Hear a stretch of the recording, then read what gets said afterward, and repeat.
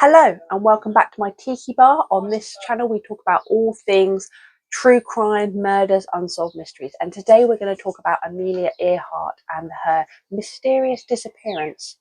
So Amelia Earhart was born in 1897. She was an American pilot and really heralded the way for women in aviation.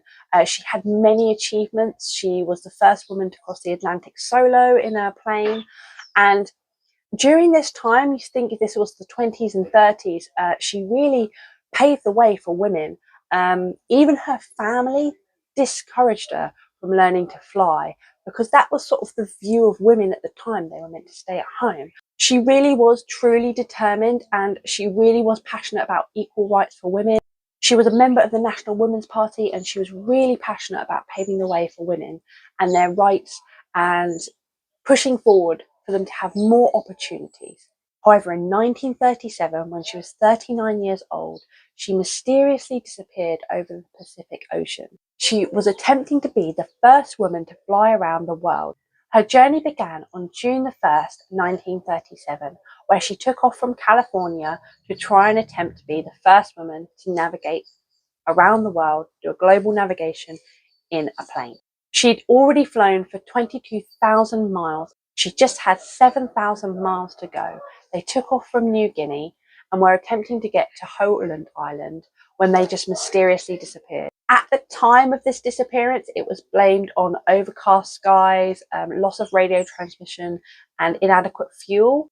Extensive searches were undertaken at the time, but nothing was ever recovered. No wreckage, just nothing was seen. And at the time, this was the most extensive and expensive search ever performed. The government concluded that they had run out of fuel, they'd crashed into the ocean, and on January the 5th, 1939, both Amelia Earhart and Fred Noonan were pronounced dead. However, because no wreckage was ever found, there are two other theories and evidence that have come from this. The first is the castaway theory. So the last known contact from Amelia Earhart is a radio transmission where she's giving directional codes, and this code goes straight over Holland Island.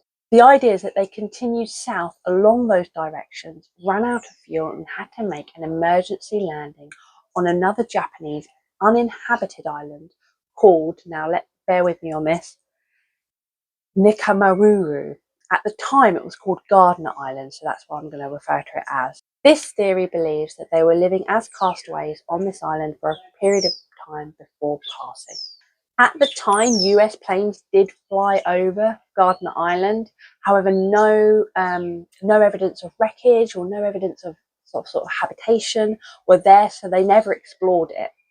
And that was done around 1 week after Amelia Earhart disappeared. However, 1 year after that, in 1940, a skeleton was recovered off of that island, including other sort of bits of wreckage and tools and things. Now, this skeleton at the time was believed to be a man's.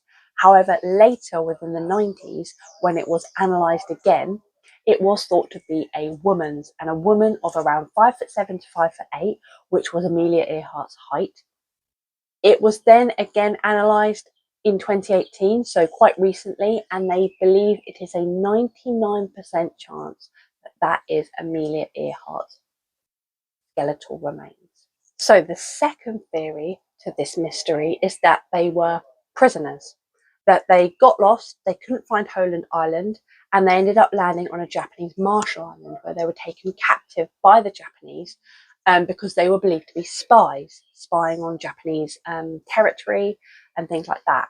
This theory has received a lot of attention because some accounts have been discovered that were passed down through family generations from Japanese soldiers around the time of Amelia Earhart's disappearance. Now, these accounts talk about an American pilot, a female American pilot, being held in custody. It's also stated that she was perhaps released back to the US and lived under a different identity, namely a lady called Irene. However, this lady, Irene Bolam, vigorously denied these claims, saying they were a hoax, that it was rubbish, she was not Amelia Earhart, and she persisted until she died in 1982. However, these rumours continued that this was Amelia Earhart having been released from Japanese prison and back in US society. The most widely believed theory is the crash, that they crashed into the sea, they ran out of fuel, they got lost. However, because no wreckage has ever been found, it's really difficult to say if that is true or not.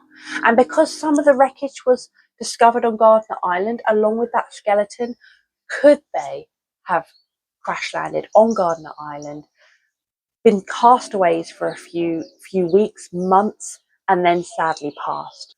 So this is the short story about Amelia Earhart's disappearance and her mystery surrounding her death. If you'd like to hear a specific story from me, comment below and I'll see you next time.